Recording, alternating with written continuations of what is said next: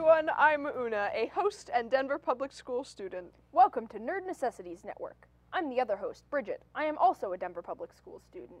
We are broadcasting in glorious nerd person point of view. And from the lovely N3 Fortress of Nerditude. Una, what shenanigans are we performing today on our show? Sharing N3 approved stories from both the real and fictional world, announcing local events for the geek in all of us, facing our resident nerds in an obscure Superman fact showdown, bringing to light a really nerdy city, and featuring an artsy scientific nerd, and we'll just say pachyderm dentifrice. Now say that 3 times fast. Sharing N3 approved stories from both the real and fictional. How about just pachyderm dentifrice, let's just go on to news. It's a lot easier to say. Production control, roll our awesome news intro.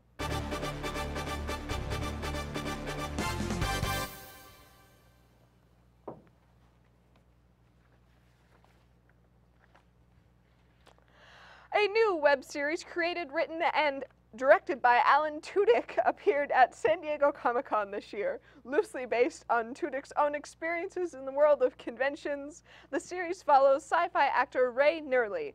The series set a record for the highest funded web series within 24 hours on a crowdfunding platform, raising more than $1 million in a day and $3.1 million in all. Sounds too good to be true. Inconceivable, in fact. Be sure to check it out. Jellyfish are soft, right? Well, now they are, but their ancestors were not as spineless.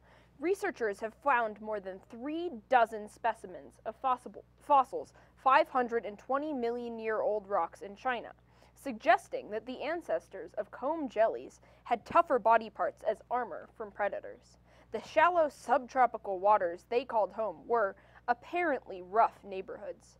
It was said they went extinct because they would ride seahorses and joust one another. Pokemon fans rejoice! Nintendo is realizing the childhood dreams of many with a real-life Pokedex. Hardcore Pokemon fans have been known to collect all the merch, Pokedex encyclopedias, toy Pokedexes, and an abundance of smartphone apps. But Nintendo's topped them all. By filing the patent, Nintendo created design images that include real animals and game-like stats. The machine will work with NFC figures and smart cards. Pokedex is a pretty cool idea, but I kinda wish they would have worked on a Pokeball first. I've been throwing mason jars for years now, and I haven't caught them all. Or anything, really. Speaking of magnificent inventions from TV shows, after 50 years of waiting, you can finally buy that working Star Trek communicator you've been searching for. This long-awaited piece of the future connects to your phone using Bluetooth, like a headset, but infinitely cooler. Since the premiere of Star Trek: The Original Series in 1966, fans have been waiting. The wait will come to an end in January 2016. Sadly, it won't support subspace frequencies or give you a long enough range to go on away missions, but that's for the red shirts anyway. You can buy this bad boy for $150, and for $50 more, William Shatner will ride in the car and yell, "Con!" Remember the falling blocks that you so brilliantly arranged to fill rows and clear spaces? Well, Pacific Standard reports that playing Tetris may reduce the amount of flashbacks that plague PTSD patients. In a study, participants watched a short film which included violent and disturbing images. The next day, the participants had the memories reactivated with similar stills. It was discovered that those who played the visual spatial game Tetris reported significantly fewer flashbacks over the next week. Researchers also say that Donkey Kong helps with anger, Centipede helps with bug phobias, and Super Mario Bros. Helps with phobias of guys with creepy mustaches. What's that in the sky? It's a bird, it's a plane, it's R2-D2. Yep, if you were lucky enough to see this flying robot at San Diego Comic-Con, then this comes as no shock. But for the rest of us, this fabulous flying machine is, in fact, real. The lovable droid has an RC quadcopter giving it these special abilities. It was shown off at the convention beside a flying Snoopy doghouse and a TARDIS. I don't know, I didn't actually get to see these flying beasts of nerditude, and I'm a little skeptical, but I'll believe that R2 flies when cars can fly. Flying cars, like the ones Back to the Future promised we'd have by now? Well, they have finally arrived. Sort of. The Aeromobile 3.0 is a two-passenger vehicle with fold-out wings for the flying purposes you understand. Supposedly, it gets up to 30 miles per gallon using regular gas and can drive up to 99 miles per hour. The car looks a little tacky with its rear propeller, but it can reach an airspeed of 124 miles per hour, 107 knots for you flight nerds out there. Only needing a few hundred meters to take off, it can fit into a normal parking lot. Unfortunately, we are still a ways from seeing the same skies as Marty McFly, as the beast can only be flown at an airport by a licensed pilot. Your perfect score in the DMV exam doesn't fly, and neither does being able to fly a Banshee from Halo. Have you heard of African giant pouched rats? They're the bomb. Well, more accurately, they find the bombs. However, these rodents of unusual size don't live in the fire swamps. They live in Tanzania and Mozambique, helping to detect landmines, and are now spreading out to clear fields of Cambodia, one of the most bombed and mined countries in the world. The program of landmine detecting rats was developed in 1997 by the Belgian NGO. Amazingly, the rats can sniff out the mines and don't weigh enough to set off pressure-activated ones. Real-life hero rats. But if they're heroes, shouldn't they have capes? No capes! On a sad note, the president and CEO of Nintendo, Shigeru Iwata, passed away July 11th, 2015 at the age of 55. After being the first president in the history of the company who was outside the founding family, the Yamachi family. Being a gamer himself, Iwata changed the company after taking it over in 2002. The cause of death was labeled a bile duct growth. Gamer or no, Shigeru Iwata will be missed by all. You hear about Pluto? That's messed up, right?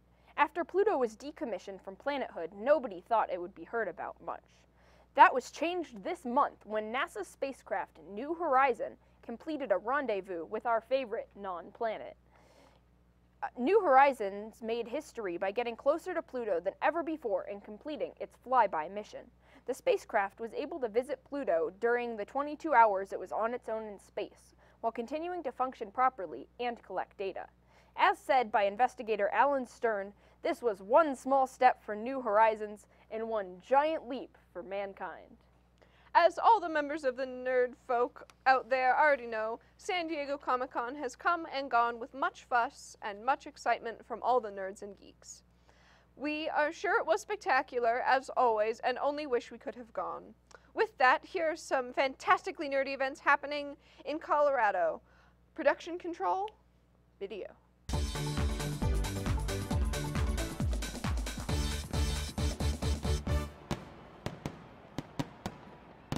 The Denver Museum of Nature and Science is still exhibiting mythical creatures, which have been brought to life in stories and songs since the beginning of time. But there's no time like the present, so go check out creatures that come from land, water, and air. And of course, there will be dragons. The exhibit ends September 7th. Another new exhibit worth your attention at the Denver Museum of Nature and Science is The Power of Poison, going on now through January 10th. Dabble in toxins and dangerous concoctions. Just remember, these will contain poison, so do not consume them. You'd be hard-pressed to find a county fair anywhere in the country geekier than the Denver County Fair. How geeky is it, you ask? Well, there's a robot opera, a zombie beauty pageant, a zombie shooting range, don't mix those two up, a platoon of stormtroopers, the Oh Heck Yeah arcade, and yes, even unicorn rides. Pretty geeky by my standards. There are also some usual fair attractions for the weak-hearted. You know, animals, pie-eating contests, and such. This nerd extravaganza starts July 31st at the National Western Complex. Since 1958, the first man-made nuclear fusion, CU Boulder's Shakespeare Festival has breathed life into the timeless plays written by our favorite neologist. The festival is on weekends starting June 5th and ending August 9th. For all you gamers out there, the Colorado Symphony Orchestra is performing video games live at Red Rocks on August 5th. Along with the music, there will be video footage of the games that match the tunes. Go spend a nerdy night out with the symphony and get your geek on. Don't forget the Renaissance Festival is still around, unlike the Renaissance itself. Jousting, the Endangered Cat Show, Washing Well Wenches, you name it, they've got it. There's still time to go. The Renfest is on weekends now through August 2nd. For any of our local events, look on their websites for more information. So, here at Nerd Necessities Network, we're about to take a quick commercial break. During that break, we invite Matt, Darren, Natasha, and Mara to join us on set as we have a showdown for the queens of obscure Superman facts as we play the truth about Superman. Or is it? Our friend Darren will keep score and our friend Matt will moderate and explain the rules. We'll see you in a few minutes.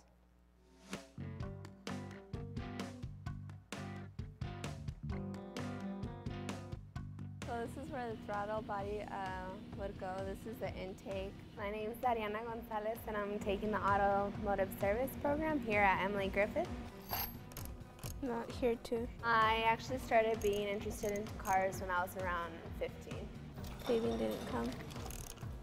I chose Emily Griffith because that's what I decided over the summer, that I wanted to work on cars, do something different from what everybody else was doing. Also, I was looking at other technical schools for automotive, but the thing is that they were too expensive, so that's why I chose to come over to Emily Griffith. I want this career to take me as an automotive tech to show other women that also it's not just a voice thing, that women are capable of doing whatever men can do. My favorite part is actually taking apart the engine. That was my favorite class. My dad, his radiator had a leak, and then he was gonna go take it to a mechanic to go get it fixed, and I was like, oh, well, Dad, we had done this in class, like, that was our first class that we took, and I was like, I can go ahead and take out the radiator, and I was like, I'll help you out, I know what to do, so I did it myself, and I saved my parents money. Yeah, I have a job. I have a job at Champ Automotive. I remember this one lady, she had asked if someone could put on a head bulb for her. So I start working, and while I'm putting in the bulb, I hear her little daughter in the back, not really screaming, but telling her mom, she's like, Mommy, you see, a girl's working on our car. And then her mom just comes over to me ecstatic, and she's like, oh, we're just teaching our daughter that whatever a man can do, girls can do. She's like, oh, you're a good example about that. Made me feel really proud. I think Emily Griffith is great. They gave me the opportunity to learn. They gave me a scholarship. They gave me an instructor that helps me. When I have any questions, he'll answer it, or if that way I still don't understand, he'll go ahead and explain it. And then I also have peers that help me a lot, and they support me through what I do.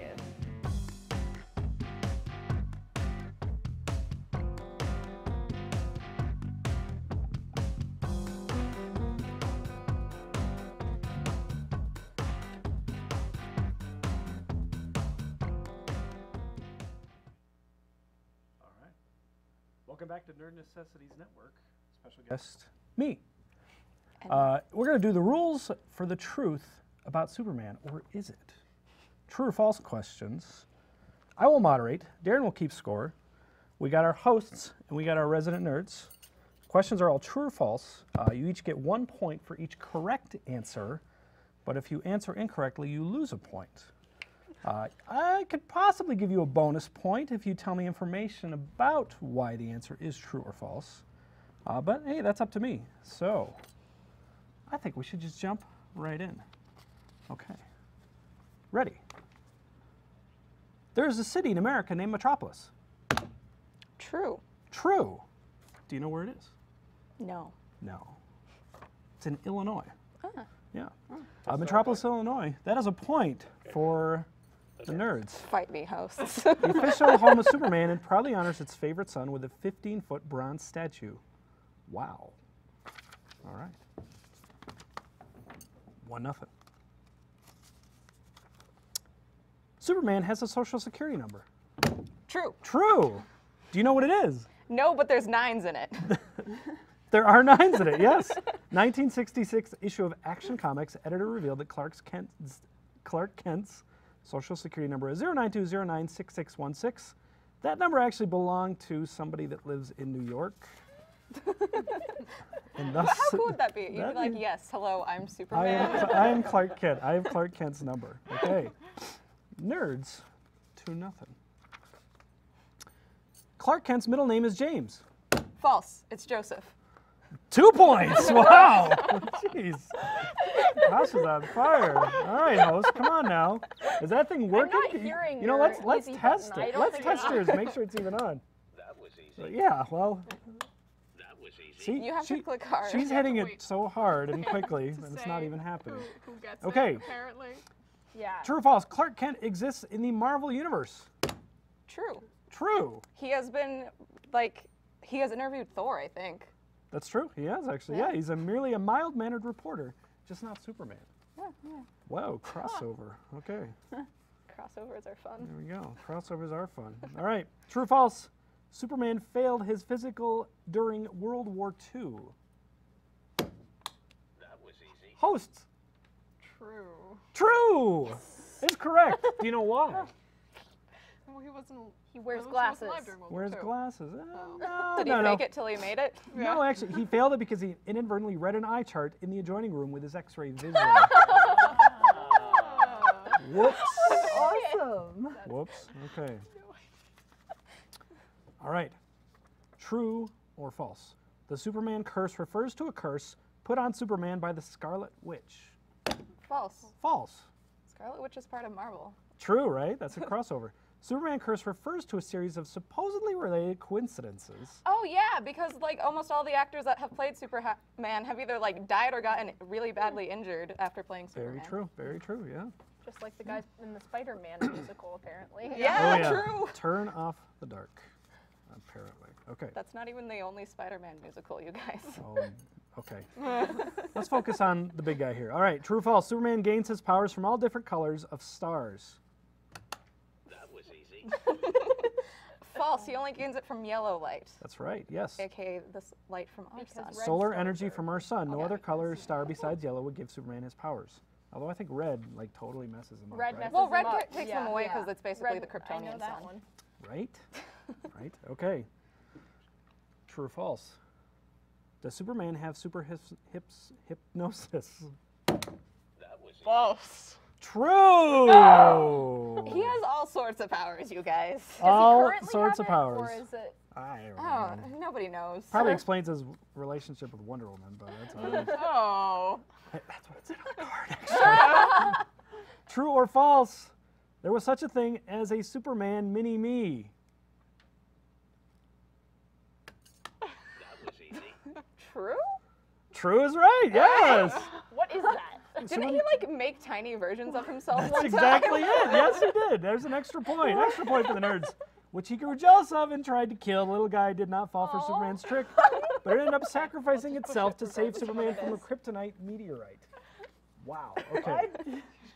I'm buzzing in no matter what it is. All right. True or false? There are over 1,000 songs mentioning Superman or Clark Kent. That was easy. You had it right there. I thought we had to wait until the question was done.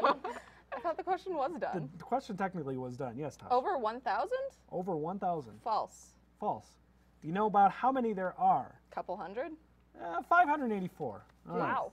One more question. Apparently we're wrapping More it. than I thought. One more. All right. True or think false? one. Kryptonite only comes in green or pink. False. That was Wait. I think that was them. Okay. All right. Where are we going? What are you saying? Host. She said false. False, so I'm False, false. yes, false, yes, yes. They're green, pink, red, yellow, blue. All couple different types of kryptonite. At least we didn't get 0. Yeah. No, 0. What's 11 our to final 10. score? 11, 10 to 2. Good job. All right, well, We got Crush this. it. resident nerds, I will crown the Yo! Superman princesses, I They're guess? queens. I Queens. think. Queens, sure, that's a Technically. queen. I'm the Super queen. We have so many Aw. head things going Oh, on God. tonight. It doesn't fit that well. Yes. Great. Yeah. Darren, great job scorekeeping. Well, Thank it you matches very much. everything else I'm wearing now. Woo. I like the smiley face. My super socks. I feel really fancy right now. Like, I feel double crowned. Okay, well, at least you're leaving on a high note. Yeah. Unfortunately, today we have to say goodbye. I mean, temporarily. I'll probably be back eventually. Here. Yep. So, do you want to tell us about going to college? Well, I haven't been yet, so I don't know that much. I'm really excited. The dorm room's super cool. And I'm pretty sure I can find a big group of nerds at college, because it's college. Most people there are going to be nerds. I'm going into neuroscience, which is pretty cool. pretty geeky. That's very The nerdy. big brain? Yeah. Yeah. Yep. Indeed. Gonna figure out stuff, hopefully. I'm gonna see if I can, like, try to not come across of a nerd for, like, 2 weeks and then just unleash the force, man. There we Just go. see what happens. And I'm excited. Like, I'm looking forward to it. I think Fort Collins will be cool. I do happen to know, because I looked it up, there are a bunch of public libraries that are really good. Yep. There's a comic book store that's, like, 8 minutes away from campus by car, so it'd only be, like, half an hour at most by walking or biking, which is super sweet, because comics are a passion of mine. And then there's a costume store that's, like, 13 minutes away, which is also necessary because cosplay. I do need to look up if there's thrift stores because also cosplay. But yeah, I'm really looking forward to it. Do you guys have any questions for me? I'm curious if you're taking any like nerdy or geeky classes in the fall. Well, it's a neuroscience major, so I'm taking a bunch of sciences. I'm taking like Life 101, Chem 101. Funny enough, I don't have to take any math classes because I finished them all in high school through AP. Wow. Yeah, the highest Lucky. that the degree required was Calc 2, and I already finished that. Do you so. think you'll take any more math classes, or are you Probably, because apparently I'd only be like 3 classes away from a math minor, which might be super cool. I'm really looking forward to like philosophical thinking, logic, and concrete reasoning. That's a class I'm taking. Introduction to Visual Arts. Hopefully I'll get a draw at least a little bit. And then there's a bunch of stuff up there, so I'll probably join a bunch of really nerdy clubs if I can. Maybe find a big D&D group to join. It'll be great. Well, thank you, Matt, for coming on Anytime. up. I'm here. Yeah, thanks for coming up. And we mentioned Video Games Live. Do you want to give us a quick plug for that? Oh, of course, yes. Video Games Live with the Colorado Symphony is coming up August 5th. I should know this.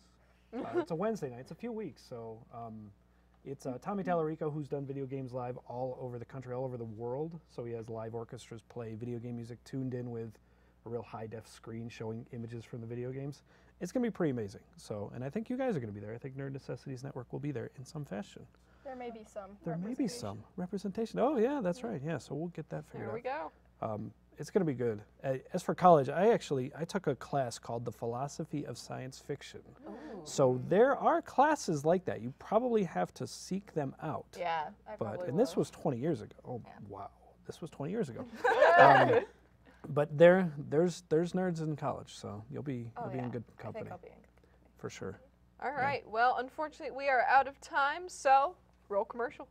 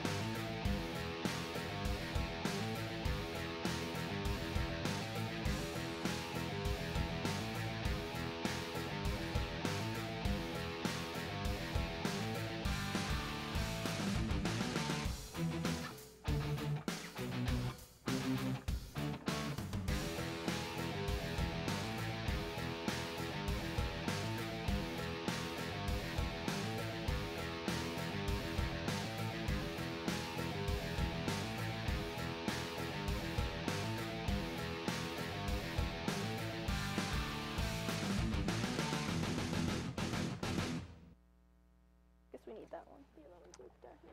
All right, welcome back, and it is time for another rousing game of Where on the Green Screen Am I? I'm so ready. Are you prepared? Are you sure? I don't All right. know. Do I look prepared? You look very prepared. All right, let's get this going. This city has a terminal that is as big as 45 football fields. Atlanta. Yes, it is Atlanta. Wow, all right. Well, I'm just going to go ahead and read off the other clues since there's some pretty interesting stuff. It was once illegal to put an ice cream cone in your back pocket. There are more than 65 streets with the word Peachtree. It is against the law to tie a giraffe to a telephone pole or a street lamp. The headquarters of Coca-Cola, along with the World Coca-Cola Expedition, is located here, and apparently Hulk Hogan was also born there. But we've got our nerdy tie-ins, Ant-Man, as well as Anchorman 2, Scary Movie 5, The Walking Dead, The Hunger Games Catching Fire, and Captain America Civil War were all filmed here. The city's symbol is a phoenix. This city is one of 2 cities in the world home to 2 Nobel Prize winners, Martin Luther King Jr. and President Jimmy Carter. And every year, multiple conventions are hosted there every year, including Timegate, a Doctor Who convention, MomoCon for anime and gaming fans, Sci-Fi Summerfest for both summer and sci-fi, Southern Fried Game Room Expo, and the multi-genre Dragon Con. Pretty interesting. Wow, that is pretty neat. Yep.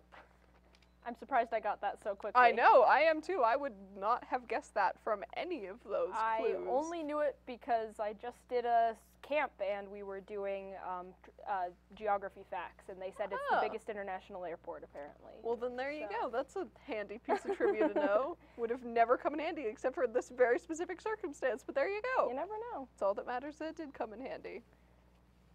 All right. So, we're ready to bring up our guest. So come on up, Kyle Sanders. Let me get him his Superman cape. Like a fake applause when I come onto the stage? Okay. All right. So, There's I your mic. get, There's your Soup's cape. yep, Let's you see our need your super. Superman The cape. Superman cape. Not allowed to be a guest without it. All right. There we go. All right. Wonderful. Well, Is that how it goes? hello, Kyle Sanders. Welcome to Nerd Necessities Network. Since you are on a nerdy show, first off, tell us about your nerd card. What makes you nerdy? My nerd cred. Mm-hmm. I do take issue with the nerd and nerd cred. I'm more of a science geek. Oh. All right, that's more of a social designation. I geek out about all things science and science fiction. Nerd is more of your expertise, right? So I am a space engineering nerd. That's what I studied in college. So if any of you have heard of Kerbal Space Program, Oh, yeah. I will nerd out on some Kerbal Space Program. But I geek out about most of the other things. Okay. Awesome. Fair enough. So, do you want to tell us about your comic? It's called Carbon Comics, right? Oh, Or Carbon I Dating did bring Comics? a copy that is now sitting somewhere not here. So yes. I guess while we're waiting for that, can you tell us what it is and how it got started? Yeah, so it's a comic strip, kind of like you would see in a newspaper, except for it's online and in a few science magazines. I try to blend science topics. Oh, we're tossing it on stage. Yes! There we go. Boom. There's the camera shot there. But yeah, we talk about half about sciencey topics and pseudoscience, or things that sound like science but aren't. For example, would be anything on an infomercial, or anything, I should say, half of what Dr. Oz says. But then the rest I use some kind of character humor to just explore some different topics like that. Awesome. How long have you been drawing cartoons? Oh, for a long time. I really got started kind of in college. There was a satirical website that kind of made fun of life at my university. So I got started there and people liked it. So then I kind of created some more comic strips as a hobby, and it grew into something I do by night. This is my side gig. So I assume you had some drawing background before that. So what got you interested in drawing in the first place? I have actually never taken a class. I just got some books from the store, like how to draw comics, and I just kind of practiced alone in my basement. But yeah, it's one of those things that just was fun and not really something I thought I would ever do. And then I figured, why not do it? So. Where did you learn to develop your abilities to tell stories in a humorous way? I think humor comes as a defense mechanism for many geeks, right? No, I think humor's a great way to teach, as well as just, for comedy purposes. So I've always tried to use it, just because science can get a little bit dry, a little bit boring, depending on the teacher that you have, but I always like the funniest teachers the best. So I don't know, I think comedy's the way to go 90% of the time. So in addition to your comic, you host the Super Science Mashup up in Colorado Springs. So can you explain to us a little bit what that is and how you use humor hosting that? Absolutely. So Super Science Mashup is a program of the Colorado Springs Science Center. Colorado Springs does not have a museum, and we're trying to build one here in about a year or two. So I'm volunteering to help with the program. Our goal is to talk about science, but through pop culture. So for example, talk about the chemistry of Breaking Bad, or the real paleontology of Jurassic Park, which was last month. Things like that. We've also talked about some genetic modification, some alternative health stuff, And then coming up on Tuesday, if you guys want to drive down, it's about an hour south of here, we're going to be talking about crime scene investigation. We have a detective, a toxicologist, a MD who does autopsies, and an actual crime scene investigator. So Wow. That sounds super it's cool. not all what you see on TV, right? There is some real science that doesn't look quite the same. So. Were you always interested in science? Do you use it in your everyday life, do you think? Oh, yes. I am an expert at 5th grade algebra and critical thinking because I'm a pilot by day. That's what I do for fun. So I am doing math, algebra in my head like every minute while I'm in the air. It's just one of those things you have to be good at. So things like weather, geography, I already said algebra, but some engineering mechanics, some thermodynamics, things like that that kind of play into what I do every day. So I'm not a scientist, but I apply science kind of as a user, if you will. Who do you fly for? Well, I fly for the Air Force. I've actually was formerly a combat pilot. Now I'm an instructor pilot, so I kind of teach people like yourselves who have never touched an airplane how to fly, and that is terrifying. Yeah, so it's a lot of fun. But some of these things that you think you're never going to use in your life, like algebra, all the time. So could you get me like able to learn how to fly so I could fly one of those flying cars from earlier? Oh yeah, actually I think I saw one today at one of the airports I was at. At least they had a trailer that said the world's only flying car, and I was like, not anymore. Right? Well, there Not you after go. this show. Well, cool. Oh, we're taking cues. Like, Yeah. could you think you could drive a James Bond car? Would you be able Ooh. to teach us how to drive one of those? Or chitty chitty think bang so. bang. I think so. So what's funny is that it's a car, but you actually have to have a pilot's license to do Yeah. it. So here's the secret that a lot of people in high school don't know, is there is no age limit to get a pilot's license. There's no age limit whatsoever. You guys can go take a couple lessons, come see me, and we'll go fly. And you guys could just right now take one off, fly around Pikes Peak. Let's do it. Might take you up on that. Yeah, it takes about 20 flights or so to get to that point where like you know what you're doing. A little bit more complicated than a car. But yeah, no age limit. Neat. Yeah, I think Amelia Earhart started when she was a teenager. Really? Yeah. Okay, but Why I don't not? want to get lost flying over the ocean. Yeah, well, I mean, at least in Colorado you have some big mountains that make it really easy to tell which direction's west. Yeah. So. I think I always wanted to be a pilot, so I think that'd be pretty awesome. Have you Yes.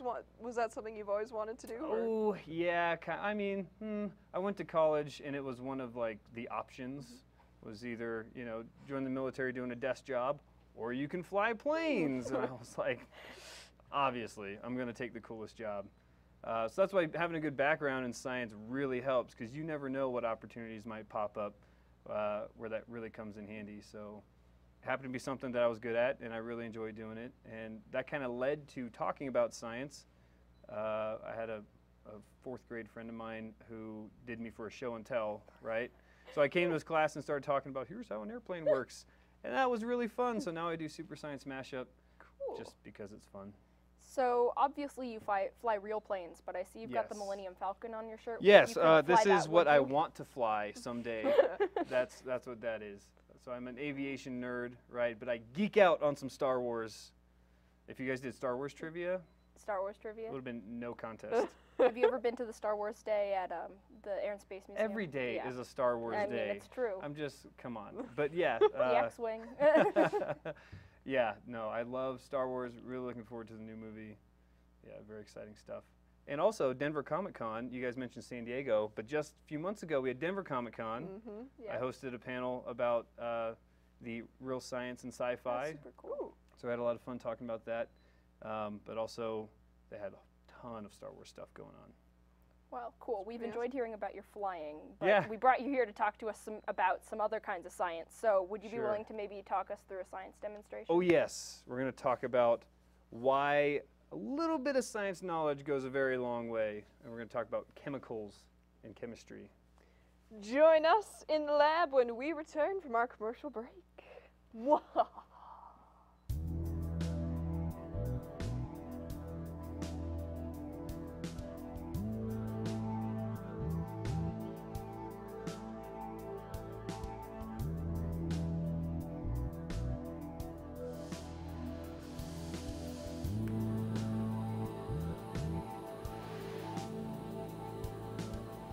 I think it's the physical part is very challenging. In a way, it's kind of understandable that men have a natural advantage of dealing with heavy metal. I'm in the welding program. People would always say, where did you get the idea to do that? Boys do it. Why are you doing it? Women don't do it. And I'm saying, why not? I'm the only one. I'm not the kind of person to get up early in the morning and like to put makeup on and get dressed and go to an office job and do it that way. It is very liberating. I would say just get up in the morning, wash your face, don't worry about anything else, come to the shop. You're gonna get soot on your face anyways. You just be there, you get in the stuff. It's a very strenuous mental and physical discipline. To me, that's the pleasurable part of it. That's the part I enjoy the most. I don't think it's intimidating. In a way, I think it's liberating because a lot of the stereotypical things that women have to be concerned about, as in dressing up and looking good, they don't have to worry about that part.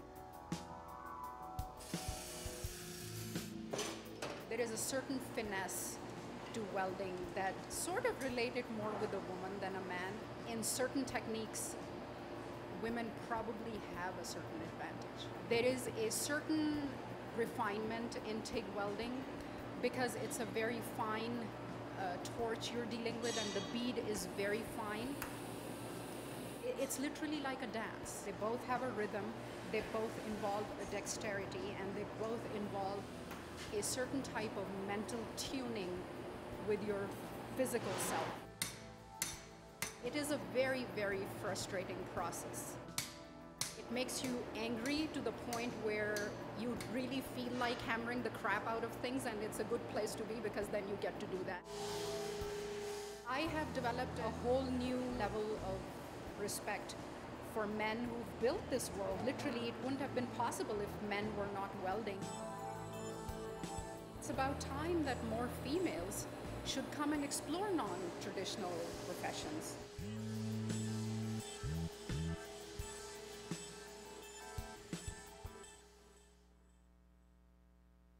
Where do I need to move?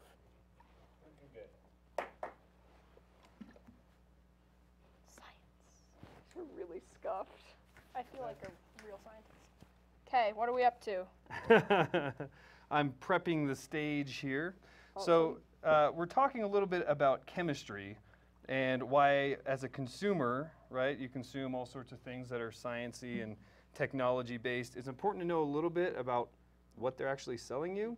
So we're going to be talking today about hydrogen peroxide. It's kind of an everyday chemical. You can find it in lots of places. At low percentages, I should say, there's no such thing as a bad chemical. Okay, there's no such thing as a good or a bad chemical. There are different concentrations of chemicals. Okay, so like water, too little, you die, right? But too much, you drown, right? Or actually, you can't consume too much and actually die from drinking too much water. Wow. So for every chemical, there's a happy medium. All right, so that's kind of what we're talking about. If some people say that chemicals are good or bad, that's no. Unless you say a concentration with that, you're kind of making things up. So. Hydrogen peroxide in a low amount, use it for whitening your teeth, for like bleaching your hair, right? It's totally normal, not really that harmful. At a medium amount, right? So low amounts like 2 to 10%. Okay, so that's what you find in your house. At like 10 to 30, use it to disinfect cuts, right? Get rid of bacteria if you have like a big paper cut or something like that. And then at super high quantities, it is a rocket fuel. That's actually one of the worst rocket fuels out there, called hydrazine. It's extremely toxic, and it's been used for years, but yes, it explodes. So if you use that for your hair will catch on fire. We have here some concoctions, right? This is basically just some of that low concentration hydrogen peroxide we were talking about in a bottle with some soap. So what I was doing before the cameras popped up is we were taking about half a cup here of this low percentage hydrogen peroxide. We're putting one in each of these bottles. Okay, so that's about a half cup there. Now notice not a whole lot's happening, right? It's just sitting by itself, all nice and happy. Hydrogen peroxide does react to sunlight, so that's why all the bottles are opaque. Let's see, where's our soap? Aha! Yes, we're supposed to measure a teaspoon of soap, but this is science. So we're just gonna Real kind of eyeball it, science. and I think that's about good there. Okay. So this is an experiment called hydrogen toothpaste. Okay, so peroxide basically has an extra oxygen molecule. What we're gonna do is we're gonna shake these up here. Oh, uh-oh, uh-oh. Maybe I blocked the test tube. Let's see if we can get that. There we go. There's yours.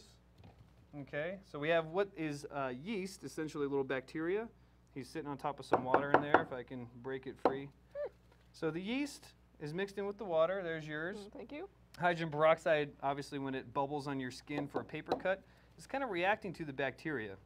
Okay, so the bacteria is kind of a catalyst in this sense, right? So we have soap, hydrogen peroxide, and then we're going to dump in our catalyst. But to make this exciting, we each have some food colors here.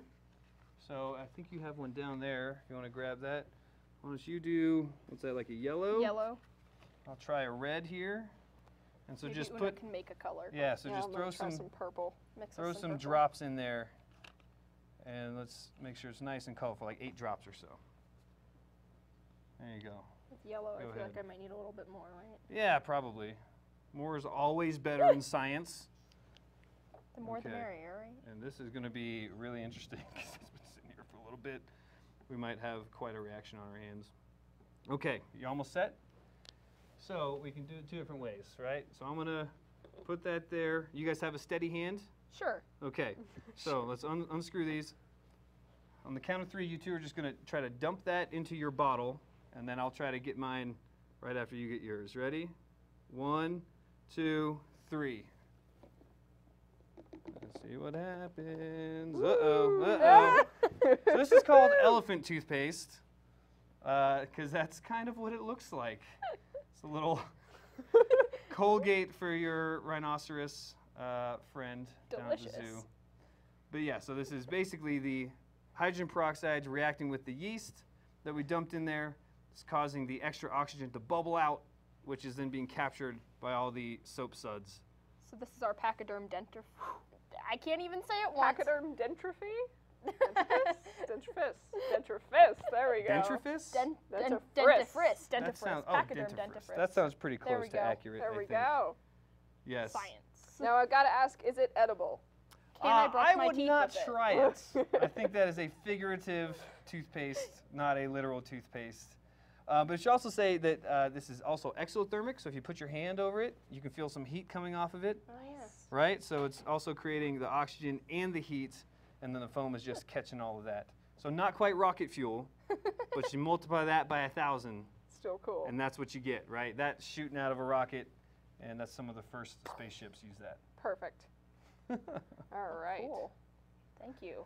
Yeah, Yeah. we've got a nice array And of it's colors. and it We continues got the giving. primary colors. Yeah, it going. does. keeps It just going. keeps going. So I should tell you, because we're in a kind of low ceiling studio, we were warned against using the extreme version because you can watch some videos online where they got a little too ambitious and boom, it hit the ceiling when it came out. So we were trying to avoid that. Cool. I think we managed. All right, well, we are out of time for today, so let's have our resident nerds come on up. And Okay, geek. yeah. Why don't we have Matt come up here too? Yeah, Matt, come on. We got them all. all of our favorite friends. Well, And our floating head. yeah, our floating head. All right. Okay. Well, from all of us here at Nerd Necessities Network, adios.